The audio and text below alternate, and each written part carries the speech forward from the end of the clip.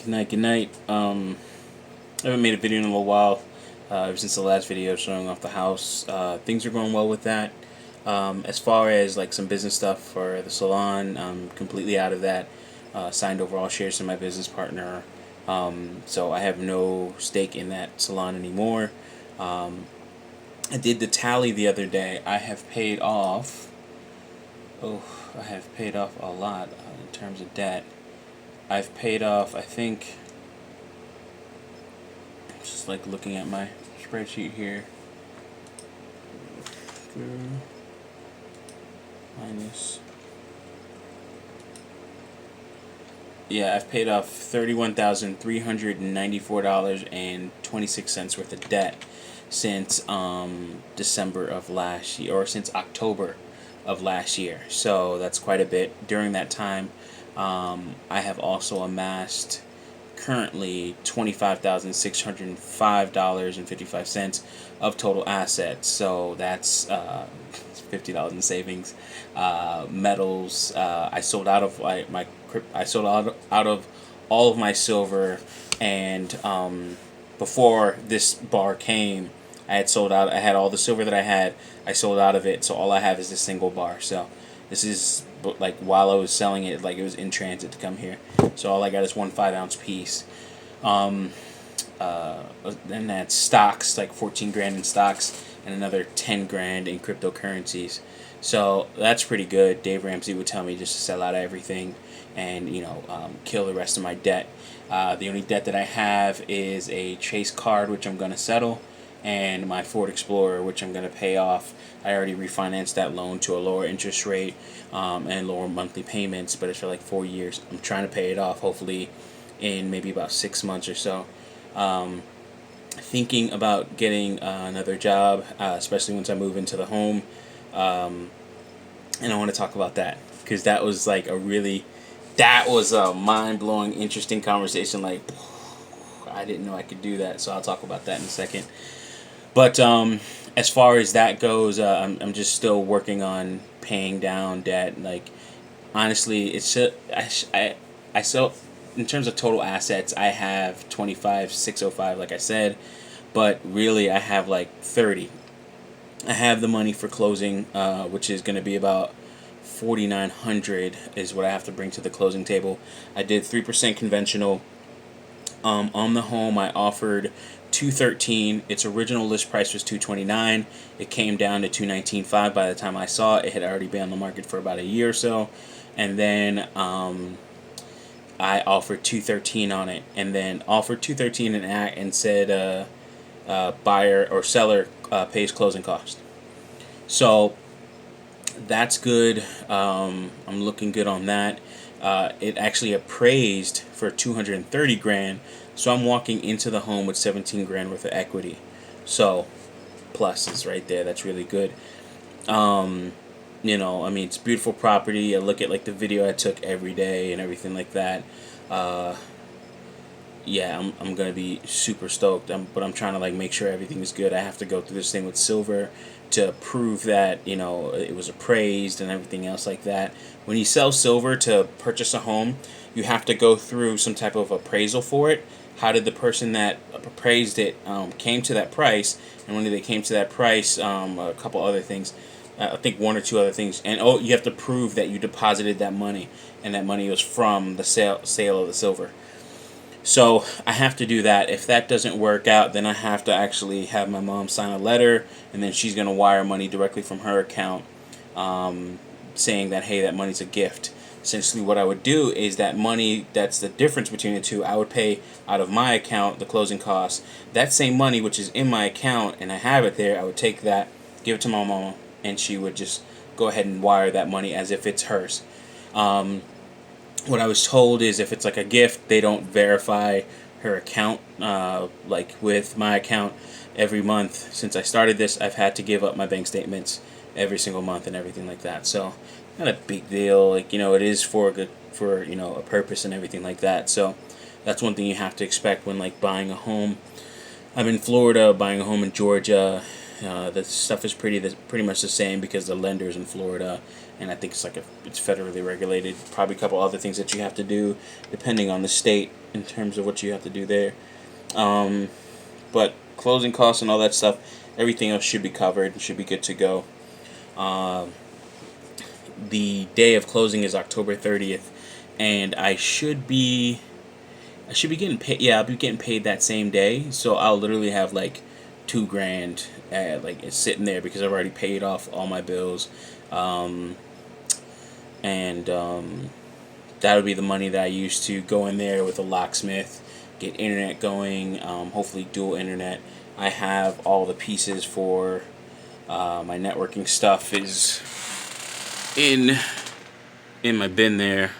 It's horrible lighting, so I just have the light off in here. But anyways, I got like 3 access points, 2 routers, and a switch where everything is going into, so that's pretty cool.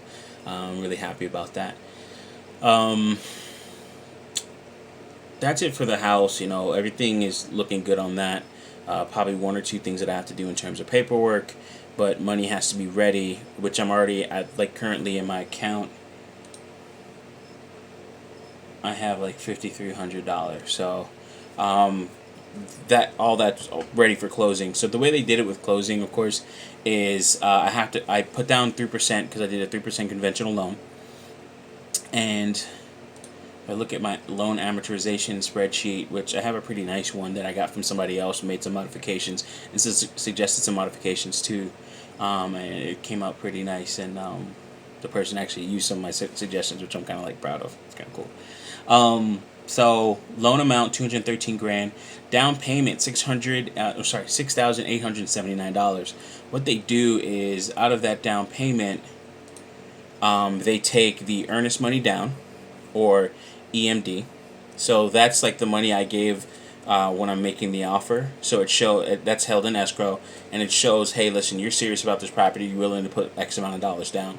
Sometimes it's like $5,000, whatever, depending on the price of the home or the situation. Sometimes it's as low as $500, sort of what I've heard.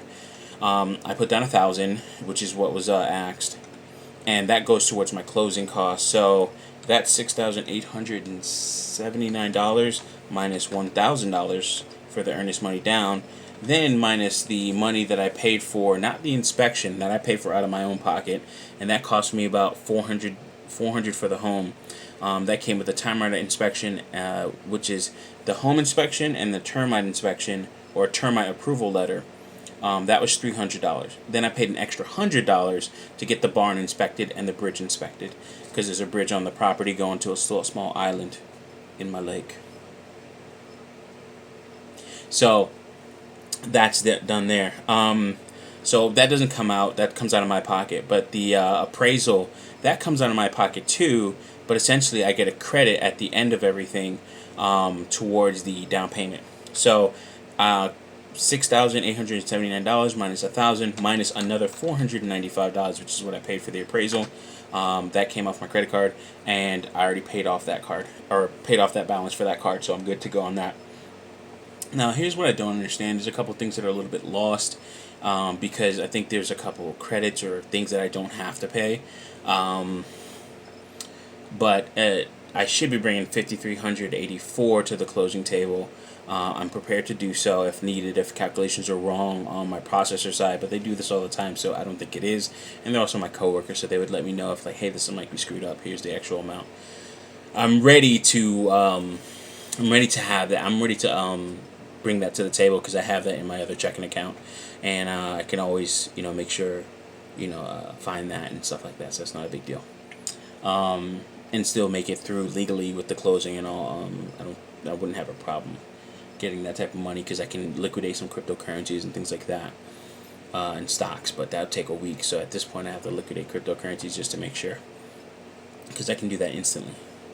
So my processor says, for the loan processor, she says all I have to do is bring $4,680.97 to the table. I'm not exactly sure why that is. I didn't really ask for the breakdown. I should, and I will, because now it's kind of bothering me. So that's a difference of $4,680.97. It's a difference of $703.03. So I gotta ask about that just to make sure and everything like that. But if that's the case, then if that's the case, plus what I'm going to get paid on that Friday on October 30th, I'll have a surplus of $22.97. So we'll call it $2,300 almost. And that's even with paying. I have a checking account that I use as my credit card now. I put about $600 in there. I had it up to $2,500, but I got to make some more money so I can get it back up to that, in a sense, limit. But with the home purchase and buying a whole bunch of different stuff and getting into some solar power stuff, yeah, I spent some money. So what's it called? But I gotta be like, I gotta I gotta behave until the 30th and the closing and everything. So we'll see. But I'll be good. I'll be good. So I will. I will get that back up to $2,500. Right now, I have like I owe that account $356, which is actually taken out of the money that I'm talking about right now. So I'm actually just holding off and just being low key with what I do, not going too crazy, of course. Just focusing, staying focused on this home and making sure that, hey, I'm gonna get this. I'm gonna get you, sucker. Like, I'm gonna get this. It's mine. I'm gonna be swimming in that lake, probably getting bitten by water moccasins. Hopefully not. So I got to deal with that. Once I get to the home, one of the first things I'm going to do is get the locks changed, internet stuff, get a couple quotes on a couple things that first week I'm out there, probably even the second week I'm out there.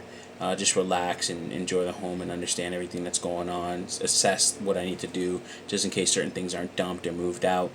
I already plan on getting a dumpster, 20-yard dumpster, delivered to the home, so I'll see how that works if I need it. And that's going to cost me about $694 or so for a 9-day rental. So I plan on getting there the first week of November.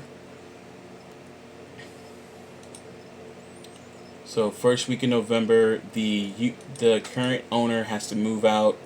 He has 3 days to move out, so he has until November 2nd.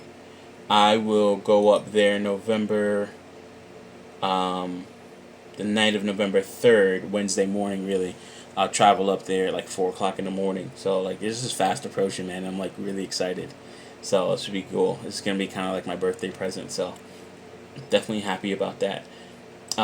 Wednesday, that November 4th, I should be up there by that morning. It's a 6-hour drive, so I'll probably leave at 4 a.m. Be up there that morning, get some stuff done. Probably even start doing some stuff at the DMV, get all that crap out of the way, get all the calls done. I'll probably get the calls done to schedule a time for somebody to come out there on the 4th to start installing internet.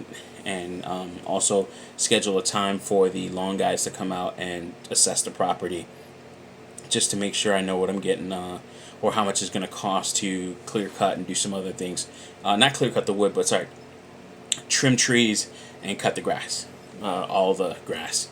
So that's probably going to cost me $1,500. So I also got to buy a mattress too. So I'm really happy about this. There's a lot going on, a lot in my head. Spent 13 minutes on that. So let's get into the exciting part of what I was I was talking to my friend about the other day. So I said, hey, listen, man, I want to do some things in terms of like looking at my budget. If I can bring in an extra $3,600 like I did before, which is an extra $55,000 or so. One thing I can do is get a job. But then, a lot of these jobs I can work remotely nowadays because of, COVID-19. And a lot of people are seeing the benefits and the positives of, sorry about that, working remotely. So what I'm going to do, here is actually, talking to a friend, and I said, bro, I want to get a coding job. And what I couldn't find is that even with these coding jobs, they all want you to work during the day. I already have a day job. I'm getting $75K there. I want to make some more, but I got to get my skills up in a lot of different ways. And I'm also from what I'm doing and bringing to the company, I'm a little bit being underpaid, but it was fine because I had that second job, so I was making 6 figures. And that really helped me a lot because by doing that, I was able to pay off a lot of that debt, that 31 grand coming out of nowhere, plus another, I'm looking at 50 grand in another 25 to 30 grand in assets. So literally, I've amassed about I've done about 60 grand in surplus in terms of like money and everything like that, not going to bills and so on and so forth. So that's been really good. So I want to keep that up, at least for the short term. I do have to improve my skills to get like a straight coding job, to get that intermediate to expert or senior level coder position, and that's going to take a while. So I think I can. I couldn't. I don't believe in myself that I can do it right now. Not to say I doubt myself, but I see the code that's out there and the stuff that I Google, and I'm like, yo, how the hell did they come up with this? So I do some intermediate to advanced things, which are really nice, but I need to improve. But my friend said, hey, listen, nighttime over here is daytime over in Europe. When he told me that, I was just like, yeah, common sense is very uncommon. So essentially, if you look at, say, something like Germany or something like that, it's kind of what we focused on. Germany is 6 hours ahead, or behind, however you look at it, well, ahead. So here in Florida, 2 a.m. is 8 a.m. over there. Their day's already started. We're just getting started. So if I could pull off a job where, I have that, I can use that time difference and use that to my advantage, just plain old, just balls to the wall, just work, which is fine for me. I like what I do. Everybody's like, oh, you gotta have fun, blah, blah, blah. Listen, man, I got a lake in my front yard. I'm gonna have a jet ski in that bitch. A canoe, a kayak, whatever the fuck you want. It's gonna be water sports. I don't need to get out. I'm gonna do whatever I want on that bitch. Focused! So like Dave Ramsey says, live like no one else so you can one day live like no one else. Oh, yeah, live like no other so one day you can live like no other. Something like that, right? Essentially, do the things that, my saying is, do the hard things while it's easy. While I have this youth, while I have the energy, which I see as myself is dwindling, it's not like the same as it used to be and everything like that. Yes, I do go out and exercise.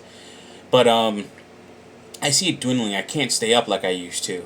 Sometimes I do, but I can't stay up like I used to. I have to probably take more naps. It's also hard with insomnia. I don't have like acute insomnia, but like I can't stay asleep for more than like say 4 hours or something like that. Then I'll wake back up for at least a couple minutes. I don't sleep right through.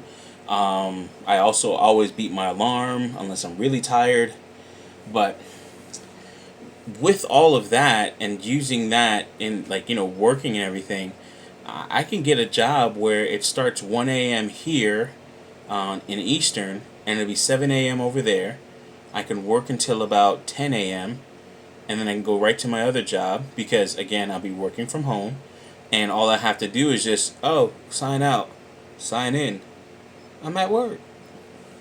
So I'm not spending all that time that I was spending for travel or anything like that, like I did with my last night job. And again, I was doing that from December all the way up until August 11th when I left my last job. And I was doing 12-hour shifts, weekend rotations. So I was doing 3 days at 12 hours. 2 days out of that, 2 days out of that, I was going from one job to the next. So I was doing that, and it was hard, but I would take my breaks, take a nap, and stuff like that. But when all I have to do is walk to the bed, snooze off, wake up, walk back. Easier said than done. Sometimes you don't wake up. Got to deal with that. But, I can be in a better position, and in the short term, in 6 to 7 months, I could pay off my truck, which is a $23,000 car note, is what I have left on that. About 7.5 months, I think. Interest and everything like that accruing on the loan. So I can pay off my truck in like 7 months. Then after that, I can start really tackling. I can start working my budget to where I'll have an excess. Let's go over my monthly budget sheet here. So 0.73 years, so it's a little over 7 months. I think, yeah, 7 months. I'll put towards investments per month, whether it's cryptocurrencies, stocks, but towards investments $1,000 per month. Towards savings $760 a month. That is 10% of my net. Um, so I'll net probably 4,000 from one job a month and another 3,600 from another job. So putting 760 away for savings slash renovations to the home. And I can make that, change that up so I can still have that cushion, but I can have my investments actually work for me, and then if I need to, I can pull down on them. Everything can go to zero. That could be a very bad plan. That's very risky.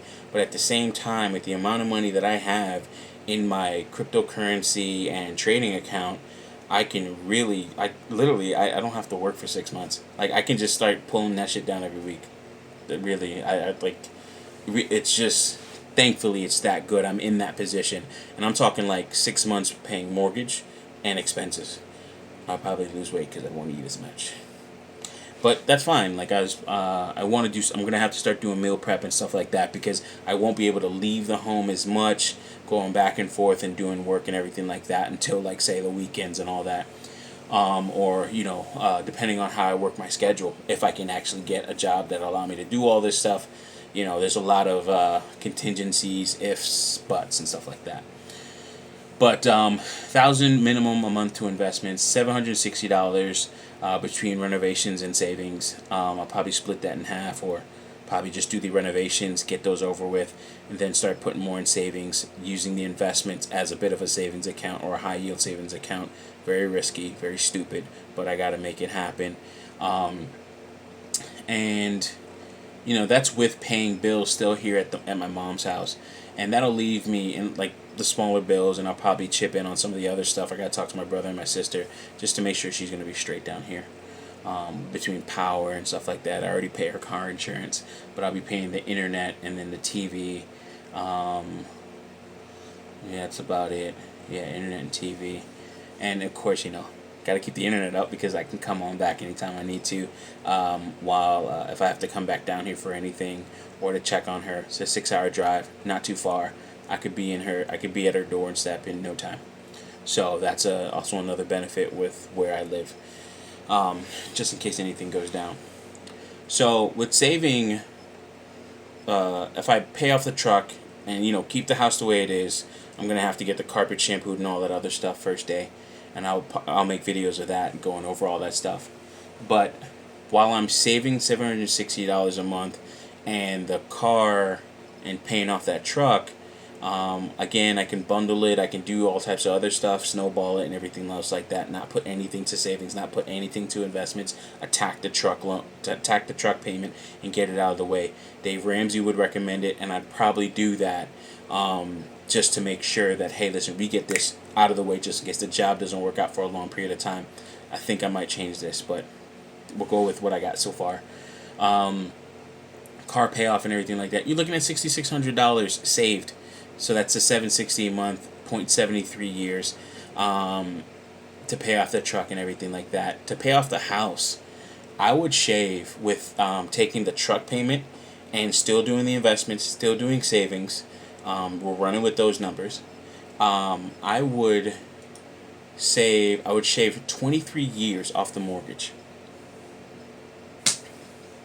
23 freaking years, man. That's crazy. 23 years I would shave off my mortgage if I just put all the money, just boom, boom, boom, boom, killing that interest. I don't think I'll be this aggressive. You can't be this aggressive for too long. You can go crazy with that. I don't know if I could work this hard for too long. I went crazy and got not crazy, but I got a little bit depressed on that. But with the home, things don't make you happy. But I think it's going to be an environment where I feel fulfilled. That was one thing about staying here with my mom, even while I was building my businesses, building the salon. A 3,700 square foot salon for a guy that does IT consulting, who knows nothing about that stuff, is a risk. And it was hard because that money was the money I would be getting a house. But at the same time, would I get this house that I'm getting? It all works out. Everything God's plan, if you will. So with that being said, you know,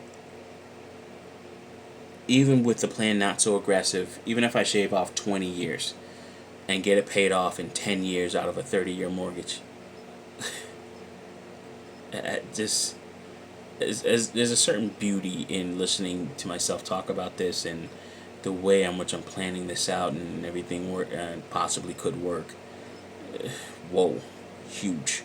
So, get the house done the way I want. Go crazy on Pinterest. Within budget, I guess, or some type of budget. But if I can make this happen, it could be really good.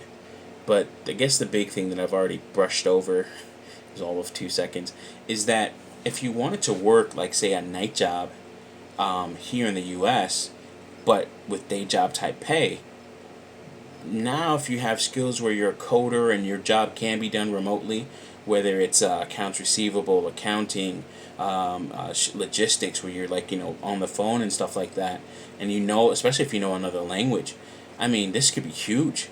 I applied for a popular cryptocurrency, Cardano. I applied for a job from them, from their company, I should say, IOHK, which is Input Output Hong Kong.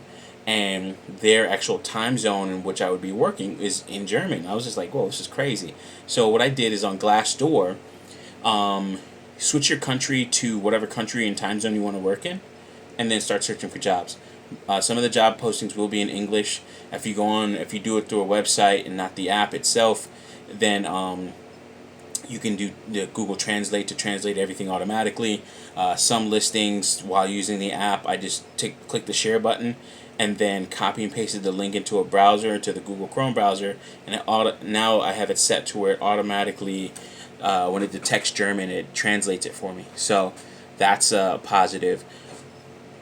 Excuse me. But you can do things like this, and I'm gonna try and like document what I'm doing and how how I'm getting these things. I've changed my resume, of course, but the biggest thing is Glassdoor. And if I find something that's successful, then I can come to you guys and give you that information. But yeah, I'm gonna mark this video, or mark where I started this, and then mark some of the other things too, just to make it easier for other people. The too long didn't listen or watch people out there. So.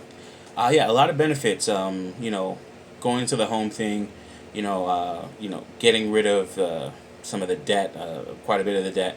I only got two things out there. One I'm gonna do a write off for, or a settlement for, and just take the tax hit this year, because there's a lot in terms of what I had to do in terms of taking settlements and tax hits this year. So this is gonna be a year I'm gonna get hit in the chin hard.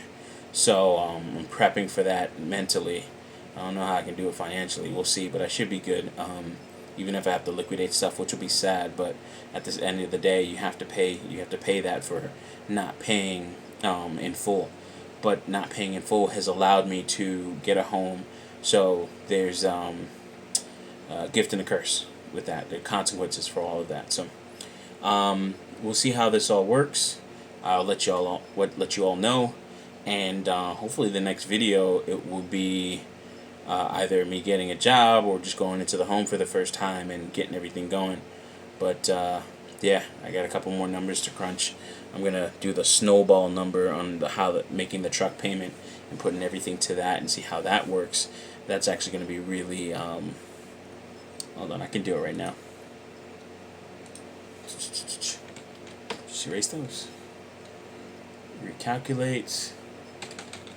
Yeah, I would pay off the truck in 0.44 months or years. So that's less than a year.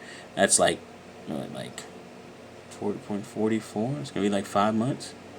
Yeah, so I could pay it off in 5 months as opposed to 7-8 months. Yeah, I'm probably gonna do that. No investments, no savings, just balls to the wall. Kill the truck payment. That'll be a surplus of call it $3,900 going to that truck payment per month, along with the $480 payment that I already have. So, yeah, that's probably what I'm going to do for the first few months. And then after that, switch it up and then start getting into investing. Once I have that monkey off my back, That'll be actually a really great benefit because I can put more money towards renovations. I could put even more money to the mortgage, and get a lot of stuff out of the way. Have my vehicle free and clear. If anything, nobody can take that from me. You know, I can find a nice parking lot to live in just in case. So, that's definitely something. That's the move I'm gonna make. So we'll just go balls to the wall truck payment. 0.44 months. That's really cool. I'm really excited about all of this. If you didn't realize, 6.44. Yeah, it's about like 5.25 months, 5 1/3 month. So we'll call it 6 months. Get it done in less than half in a half year, and just pay off that payment. Oh my goodness, that'd be great. Oh my goodness, that right there makes it so much easier to breathe and do whatever you need to once you get something like that off. Taking that 4-year truck payment and turning it into freaking 6 months, or cutting it down to just 6 months. But gotta get another job first. If all fails, if I don't get anything in Germany, what I'm gonna actually do is apply for a network center or network operations center job, something I know I can do, and bring benefits to the team in terms of what I do in terms of programming and development.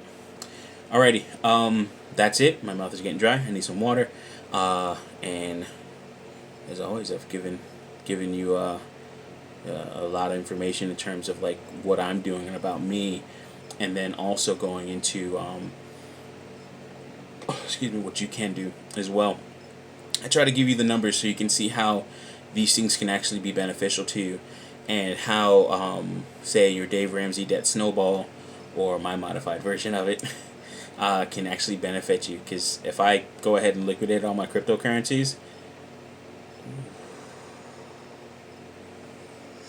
I don't want to lose it, but at the same time, I can easily get right back into it. Anyways, it would take me about 3 months to cover that, or get rid of that, or get it right back up to where it was. I might do it. I might just say, hey, listen, take a little piece of, because Dave would tell you, hey, listen, man, hey, boy, go ahead and sell all that and get that debt up off your back, off your chest. Come on now, you're big enough already. You're carrying around too much weight. Don't let that debt have a room in your home, in your pockets. All right, this is Dave Ramsey Show. I'm here for you. All right, peace.